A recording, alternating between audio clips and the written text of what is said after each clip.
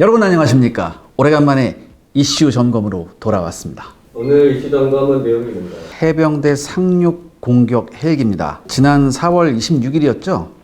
국방부 장관 주관으로 해서 개최된 방위사업 추진위원회에서 마리논 해병대 상륙 기동 헬기 마리논 무장형의 개발이 공식으로 결정이 되었습니다. 그래서 2031년까지 총 1조 6천억 원의 사업비를 들여서 24대를 도입하기로 했죠. 이 해병대 공격 헬기 사업 그 결정 과정에서 좀 말이 좀 많았어요. 이게 말이 많았던 게 사실이었는데 이슈 점검에서 좀 진지하게 다루었어야 됩니다. 다루었어야 되는데 지금에서 다루게 됐습니다. 정말 여러분들 송구합니다. 여러분들 혹시 아시는지 모르지만 제가 우리나라 군 다 사랑하는데 제가 그중에서도 제가 해병대 정말 사랑하거든요. 그렇기 때문에 이 문제를 꼭 좀 다루고 싶었어요. 그래서 늦게나마 송구함을 무릅쓰고 해병대 공격 헬기에 대한 얘기를 오늘 하려고 합니다. 여러분 한번 지켜봐 주십시오.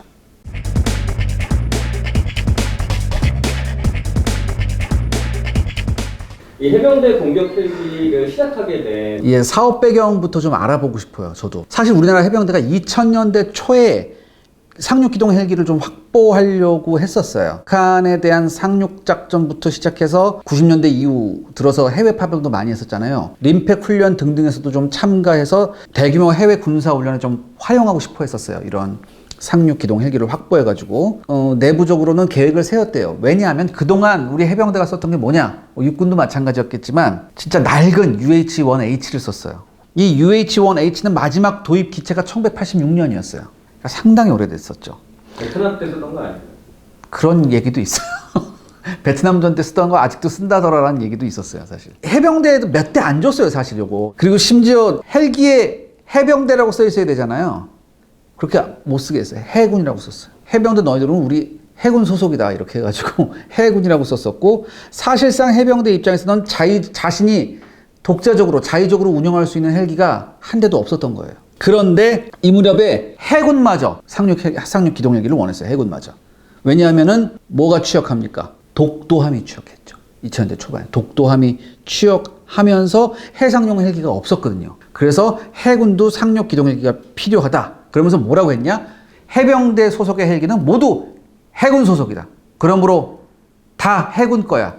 이렇게 얘기해 버립니다. 그래서 2006년에 합동참모회의가 열렸고요. 여기서 어떤 결정이 내려졌냐? 상륙 헬기가 도입되면 이 상륙 헬기들은 해군 작전사령부, 즉 해군 소속이다. 그래서 해군이 운용한다는 결정이 내려집니다. 당연히 해병대는 뭐예요? 반발을 했겠죠. 반발을 했는데 게임이 되겠어요? 게임이 안 되죠. 조직 규모상. 그래서 어쩔 수 없었는데 2010년에 있었던 한 사건이 이 모든 걸 다 뒤집어 엎어버립니다. 2010년이면 좀 지났네. 뭐였죠 그때 사건이? 바로 연평도 포격 사건이었죠. 이 연평도 포격 사건은요, 북한이 마음만 먹으면 얼마든지 국지적 도발을 할 수 있다는 걸 보여준 사건이에요. 근데 이거 봐봐. 북한 애들이 모두 있어요. 공기부양정, 공방급이라서 공기부양정도 있거든. 얘네가 포격하고 나서 공기부양정 보내서 서북 5도를 점령하려고 시도할 수도 있어. 왜? 북한 입장에서는 NLL이 정말 싫잖아요. 자기 쪽으로 확 올라와 있으니까. 그래서 그 NLL에 있는 5개 서북 5도가 진짜 눈엣 가시란 말이야. 북한 애들 입장에서는. 이 서북 도서를 점령할 가능성도 제기했다고. 그래서 서해 서북 도서에 해병 제6여단이 배치되었는데, 근데 6여단이 배치돼봤자 그 병력이 5,200명에 불과해요. 그나마 이 5,200명이 뭐야? 서해 5도에 분산 배치돼 있어요. 그러니까 백령도, 대청도, 소청도, 연평도, 연평도, 소연평도, 대연평도로 나누니까. 그럼 여러분 생각해 보세요. 북한이 방금 제가 말씀드렸듯이 공기부양정을 동원해서 이 도서를 점령하는데 한꺼번에 막 3, 4천 명 동원한다고 생각해 봐요. 백령도는 자체가 요새니까 백령도는 견딜 수 있다 치더라도 나머지는 견디기 힘들어요. 그래서 해병대가 무슨 얘기를 했냐? 북한군 상륙 지역에 대한 신속 봉쇄 및 공격당한 섬에 대한 긴급 병력 보충을 위해서 수송 헬기가 반드시 필요하다는 논리를 폈어요. 그러니까 이게 명분을 얻었죠. 그리고 국방부 입장에서도요, 어떻게 해서든 국민들한테 이 서해 5도에 대한 전력 증강의 효과를 보여줬어야 된다는 얘기예요. 연평도 사건 때 가장 분투한 게 어디예요? 해병대였잖아. 그러니까 이때 해병대의 요청이 국민들한테 큰 지지를 얻었어요. 그래서 2011년 3월 7일에 국방부 장관이 결정을 내렸죠. 상륙 기동 헬기의 해군 소속을 뒤집어 엎었어요. 누구 소속으로? 해병대 소속으로 한다. 해병대 배치시킨다. 그래서 나온 게 이제 마리논이죠. 마리논이 나오게 됐고요. 곧바로 해군이 반발을 했어요, 사실. 반발을 했는데 그때 상황이 해병대한테 너무나 유리하게 돌아갔었어요. 결국은 해군이 포기했죠. 그래서 해병대가 항공단을 창설하게 됩니다. 자, 그러면 네. 이제 헬기 마리논이 됐는데 네. 이거는 공격 헬기가 아니잖아요. 그러니까 마리논이 아직 나온 건 아니고 이제 해병대로 하기로 해서 이제 마리논이 이제 수리원 기반으로 나오게 된 건데 일단은 그 36대의 상륙 기동 헬기 전력을 확보하게 됐어요, 해병대가. 근데 이때 해병대가 생각을 했죠. 물 들어왔을 때 놓쳤자. 이왕 이렇게 된 거 우리가 지금 유리하니까 1개 대대의 공격 헬기도 확보해보자. 이렇게 나왔어요, 해병대가. 그럼 도대체 해병대는 왜 공격 헬기가 필요하냐? 그 논리는 간단합니다. 북한군이 상륙하고 있는 섬을 지원할 때 어떤 도서 하나가 점령됐어, 북한군한테. 그래서 우리가 거기다가 상륙 기동 헬기를 보내. 병력을 증원시키러 보내. 근데 북한군이 병력만 딸라온 게 아니고 주변에 공기부양정이나 아니면 초계정이나 뭐 그런 게 있을 수도 있고, 그 다음에 섬을 상륙한 북한군이 반격을 할 수도 있죠. 격렬한 저항을 할 수도 있잖아요. 그럼 뭐가 필요해요? 무장이 없는 상륙 기동 헬기로 갔다간 이건 뭐야? 꼼짝없이 당하죠. 그렇기 때문에 얘네들을 제압할 무엇이 필요하다? 상륙 기동 헬기하고 같이 움직일 공격 헬기가 필요하다는 논리였어요. 더군다나 이 공격 헬기는요, 무장만 충실하게 갖추고 있으면 얘네가 상륙하기 전에 북한 애들이 그 호버크래프트로 상륙하기 전에 호버크래프트 자체를 요격할 수 있었단 말이지. 그러니까 그렇기 때문에 해병대 입장에서는 지금성, 즉 즉시 동원시켜서 공격할 수 있는 능력이 있는 무기를 원했고, 그 무기 체계 중에 공격 헬기가 최고였어. 혹자는 공군에 나가면 돼. 공군은 일단 스크램블 출격을 해야 되잖아. 근데 얘네는 여기 딱 섬 같은데 아니면 그 근처 기지에 대기하고 있다가 즉시 갈 수 있었거든요. 그래서 그런 즉흥성 측면에서도 훨씬 공격 헬기가 유리했다. 그리고 처음에 해병대가 조금 걱정했어요. 왜냐하면 공격 헬기를 또 누가 운영해요? 육군이 운영하잖아요. 그래서 육군에서 조금 반발이 있을까라고 생각을 했는데 육군도 의외로 찬성했대요. 왜냐하면 육군이 이때 어떤 상태였었냐면 아파치 들여오냐 마냐 이런 식이었었거든. 아파치 헬리콥터. 그동안 구형의 코브라 헬리콥터 썼으니까. 그런데 이 연평도 포격 사건을 통해서 아파치를 조금 더 확보할 수 있다. 이런 생각이 있었어요. 근데 육군은 조금 더 갖고 싶었거든, 아파치 헬기를. 근데 만약에 해병대가 아파치 헬기를 갖게 된다, 그럼 뭐예요? 추가 도입을 하면서 좀 더 가격을, 코스트를 다운시키면서 헬기를 좀 더 들여올 수 있겠다 싶었어요, 육군 생각에. 그러니까 너네도 공격 헬기가 있고 나도 공격 헬기가 필요하니까 우리 공동 구매하자, 뭐 이런 생각도 있었나 봐요. 아니, 그래도 육상용이랑 해상용이랑 조금 다르긴 한데 많이 크게 다르지 않으니까, 방염 처리 정도만 다르니까 그렇게 해서 하고 싶었어. 그래서 육군도 대단히 호의적이었대요. 그래서 이제 해병대가 어떤 계획을 세웠겠죠. 다 계획 세웁니다. 일단은 해병대가 느꼈어요. 여론은 우리 편이다. 2017년부터 마리논 상륙 헬기가 일단 들어오기로 했거든요. 그래서 상륙 기동 헬기 2개 대대 36대를 구성하죠. 2개 대대를 구성하고 여기에다가 공격 헬기 1개 대대를 합쳐서 대령급이 단장을 맡는 항공단을 창설한다는 게 목표였어요. 약 500명의 조종사하고 지원 인력이 있고, 그 다음에 공격 헬기 대대를 위해서 최소 8대, 가능하면 24대의 상륙 공격 헬기를 확보할 거라고 발표를 합니다, 해병대가. 왜 해병대는 24대를 원할까요? 상륙 공격 헬기 1개 대대는 18대예요. 그런데 18대만 딸랑 있으면 안 되잖아요. 여기서 한 6대 정도 더 있어야지 수리도 하고 훈련도 하고 이렇게 로테이션이 된다는 얘기죠. 그렇기 때문에 24대가 필요하다고 얘기했어요. 그래서 해병대 그 상륙 공격 헬기 도입 사업이 2018년에 실제 예산이 투입되는 중기 사업에 반영이 됩니다.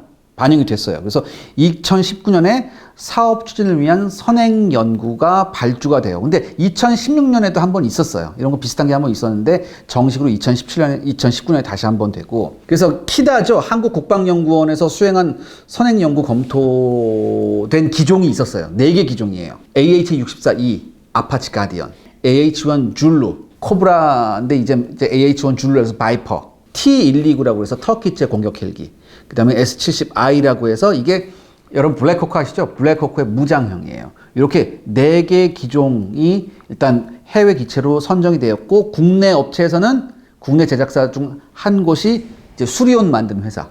수리온이 이제 마리논을 만들었잖아요. 근데 그 마리논을 이제 공격형으로 개조해서 쓸 수 있다. 이렇게 해서 총 5개 기종이 후보에 올라갑니다. 꽤 많죠. 근데 일단은 이 터키 거하고 그 S70i는 좀 의외예요. 왜 이게 됐지라고. 왜냐면 터키 거는 이게 원래 이탈리아제 모델 들여가지고 한 거거든. 그래서 그러고 다음에 누가 터키째를 타고 싶어 하겠어요. 그래서 우리가 좀 더 난데. 왜냐면 우리가 나아 훨씬. 마리논이 낫다예요? 그러니까 우리께 나아. 그래서 터키 제외. S70i는 원래 제가 말씀드렸죠. 블랙호크에다가 무장형이에요. 블랙호크 수송 헬기에다가 이게 헬파이어 잔뜩 탑재한 무장형이잖아요. 그러니까 수송 헬기에 무장을 탑재함이 건심 아니냐. 이거 탈락. 이거 쉽게 말해서 이 S70i하고 이 터키제 T129는 요식행이었어요. 그래서 그 탈락. 터키제가 그렇게 안 좋은가요? 이게 T129 이 아타카 이 공격 헬기가 아빠치가 생겼는데? 예, 생긴 건 그렇듯한데 이게 AH-1S 코브라 있죠? 이거보다 기체가 작아요. 그래서 전 솔직히 이게 왜 후보 올라간지 잘 모르겠어요. 근데 한국 해병대는 처음부터 원하는 기종이 있었어요. 뭘까요? 바로 AH-1 줄루. 미국 해병대가 운영하는 바이퍼 헬리콥터였어요. 그러니까 한국 해병대는 창설 때부터 미 해병대의 강력한 영향을 받았었고 여전히 수많은 합동작전을 미 해병대하고 했었거든요. 그렇기 때문에 그거 하면서 봤다고. 저거 정말 좋은 거구나. 해보니까 좋은 예. 그 다음에 그 공동 상륙 작전을 우리가 미군하고 같이 해야 되는데 그럴 때는 이런 공격 헬기도 좀 일원화해야 된다 그런 생각이 있었어요. 그럼 여러분 생각해 보세요. 해병대가 원하는 대로 만약에 H-1 줄루 바이퍼가 들어오게 된다면은 운용하고 정비, 훈련, 전술 모든 면에서 미군하고 합동 작전하는 게 아주 유리하겠죠. 이 AH-1 젯 바이퍼가 이게 원래 미 해병대 전용이에요.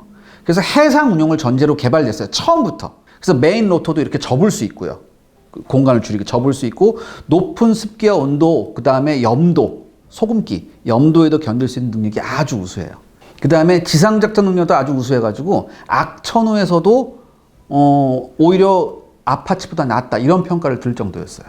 그래서 이제 사업이 해외 도입 쪽으로 진행되면은 가장 강력한 후보가 AH-1 줄루하고 AH-64E였습니다. 그런데 한국 해병대는 제가 말씀드렸듯이 처음부터 H-1 줄루를 원했기 때문에 그 성능 요구 자체가 그냥 H-1 줄루 스펙이었어요. 너무 네. 뭐 편파적인데. 그러니까 왜냐하면 목숨을 걸고 싸우는 입장에서는 조금 더 좋고 우수한 장비를 쓰고 싶어요, 당연히. 당연하잖아요, 그건. AH-1 네. 스펙은 어떻게 될까요? 이게 AH-1 줄루 스펙은요, 탑재 중량이 2.6톤, 그 다음에 엔진 출력이 1890마력짜리 2개, 그래서 순항 속도가 265km, 최고 속도가 296km입니다. 그 다음에 전투 행동 반경은 234km에서 334km. 그러니까 보조 연료 탱크를 다느냐 안 다느냐 그 차이가 있고요. 그다음에 최대 작전 거리가 685km. 그 다음에 분당 상승률 해가지고 헬리콥터가 얼마나 위로 올라갈 수 있냐. 이게 초당 14.2m. 그 다음에 무장 보면은 20mm 게트링 기관포가 기수 아래쪽에 있고요. 그 다음에 70mm 무유도 로켓, 그 다음에 헬파이어 미사일, 그 다음에 스팅어 공대공 미사일 등등을 운용할 수 있었습니다. 승무원은 2명이죠. 사이드 와인더는 뭐예요? 사이드 와인더 미사일도 쓸 수 있어요. 사이드 와인더 미사일. 왜 사이드 와인더 미사일이고 단거리 공대공 미사일. 자칫 헬리콥터가 가서 적 헬리콥터를 만날 경우도 있거든. 이때는 사이드 와인더를 날리고, 그 다음에 스팅어 공대공 미사일은 좀 작은 사이즈거든요. 이거는 어떤 사이즈? 이것도 뭐 적 헬리콥터에 쏠 수도 있지만 요즘 뭐가 많이 나와요? 드론이 많이 나와. 드론한테 쓴다. 뭐 이런 보관도 있었다고 하더라고요. 아파치는 육군용 아닌가요? 근데 이게 미 육군이 어떤 생각을 했냐. 중국의 세력이 확대되면서 중국이 동남아시아 도서 지역까지 세력을 확장할 수 있다. 또 하나, 지금 이란하고도 사이가 안 좋잖아요. 이란하고 호르무즈 해협에서. 그러니까 요런 이란과의 호르무즈 해협에서의 충돌이 잦아지고 만약에 동남아시아에서 중국과의 분쟁이 있을 때 과연 미 육군은 어떤 방법을 써야 되느냐. 그래서 다시 말해서 미 육군이 전투력을 투사하기 위한 연구를 진행해봤어요. 연구를 진행하니까 얘네가 무슨 결론을 내렸냐. 2015년 10월 13일 워싱턴에서 열린 미 육군 연례 회의에서 어떤 내용이 나오냐면 AH-64 아파치를 해상 작전이 적합하도록 개조해야 된다. 그래서 우리가 해상 작전도 나가야 된다. 이런 얘기를 해요. 미 육군에서. 미 육군하고 항상 부딪힌 곳 어디예요? 미 해병대잖아. 강력한 반발을 했다. 그래서 막 옥신각신했는데 사실 근데 여러분 이거 아세요? 실제로 아파치는요 이미 예전부터 해상용으로 쓰이고 있었어요. 어디서? 영국에서. 바로 영국의 WAH-64인데요. 이게 영국의 헬기 제작업체인 오거스타 웨스트랜드에서 그 라이센스 생산한 모델인데 엔진은 영국제 롤스로이스가 탑재가 돼요. 그래서 영국 육군 항공대가 운용 중인데 2004년부터 때부터 배치를 해서 정말 잘 써먹고 있다고 하더라고요. 여기서 보시면 이제 영국 그 공모함에서 이렇게 운용되는 모습이 보여주는데, 우리가 아직 아파치가 없었을 때 서해 5도에서 해상 초계 임무를 누가 맡았냐? 주한미군 소속의 아파치가 있었어요. 주한미군 재배치로 인해서 이 아파치가 철수를 해버렸거든요. 그래서 이 임무를 누가 떠맡았냐? 우리나라 코브라가 떠맡았다고. 근데 코브라가 가보니까 서해 이게 바닷바람 세잖아. 휙휙 난리더래요. 레이더 체계도 안 좋으니까 이거 도저히 쓸 물건이 못 된다라는 생각이 됐었고, 그래서 우리가 AH-64 이 롱보우 그 아파치를 들어오고 난 다음에 이런 일들이 비로소 해결됐다. 여러분, 특히 롱보우 아파치에는 뭐가 탑재되어 있습니까? 밀리미터파 레이더. 왜 그 위에 이렇게 치즈덩이 얹은 것 같은 거 있잖아. 그게 있잖아. 그 밀리미터파 레이더가 이게 정말 욕이네요. 왜냐하면 서해에 해무, 안개가 많이 끼잖아요. 근데 밀리미터파 레이더는 이 해무의 간섭을 받지 않는 레이더거든요. 그래서 정말 유리했다고 하더라고요. 그래서 우리 육군이 이 롱보우 아파치 가지고 여러 가지 테스트를 해봐요. 테스트를 해본 결과 해무가 껴있는 상태에서도 우리나라 참수리 고속정 있죠? 이거를 충분히 탐지해내더라. 그래서 대단히 좋은 테스트 결과를 얻었다고 하더라고요. 그렇죠. 그럼 이렇다면 뭡니까? AH-64E를 가지고도 해병대가 충분히 공격 헬기로 활용을 할 수 있겠죠. 아까 말씀드렸듯이 그럼 육군과 해병대용은 조금 방염 처리를 해야 되지만 그렇게까지 돈이 크게 많이 드는 게 아니니까 육군하고 공동 구매를 하게 되면 좀 더 싸게. 해병대 생각엔 1순위는 AH-1 줄루였지만 2순위는 AH-64E 가디언이었습니다. 그렇다면 네. 우리나라에서 개발한 네.